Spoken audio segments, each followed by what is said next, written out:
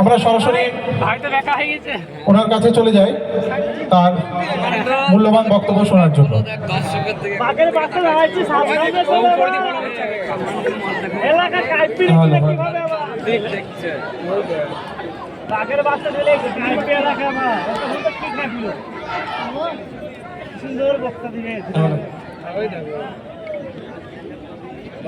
আসতে ভাই, এদিকটা আমাদের প্রশাসনের বন্ধুরা যেটা বলছে সেরকম ভাবে এটা ছেড়ে দাও।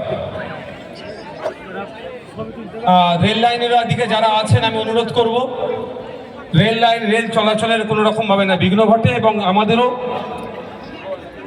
সচেতন থাকতে হবে কোনোভাবে লাইনের উপরে বক্তব্য শুনতে শুনতে না কেউ চলে যায়। বরঞ্চ আপনারা নিচে নেমে আসো, এদিকে জায়গা আছে,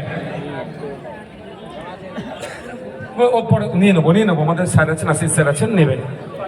ধন্যবাদ আপনাদেরকে, রেজিনগরের মানুষদেরকে, যাতে ইন্ডিয়ান সেকুলার ফ্রন্টের ডাকা অধিকার সমাবেশে আপনারা দলে দলে উপস্থিত যারা হয়েছেন।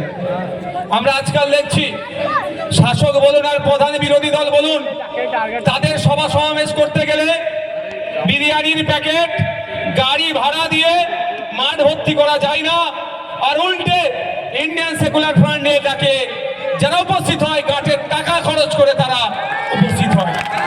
ধন্যবাদ আপনাদের। আমরা আপনাদের দেখে লড়াই করার সাহস আরো বাড়ছে আমাদের।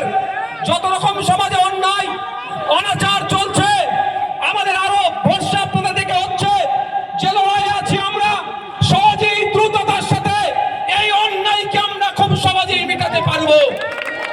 বন্ধুগণ, আজকে আমি সকাল 5টাতে বাড়ি থেকে বার হয়েছি। সর্বপ্রথম গিয়ে পৌঁছেছি আমি তারানগরে। ওখানে গিয়ে পদ্মার ভাঙন দেখেছি, কি বিভৎস ভাঙন।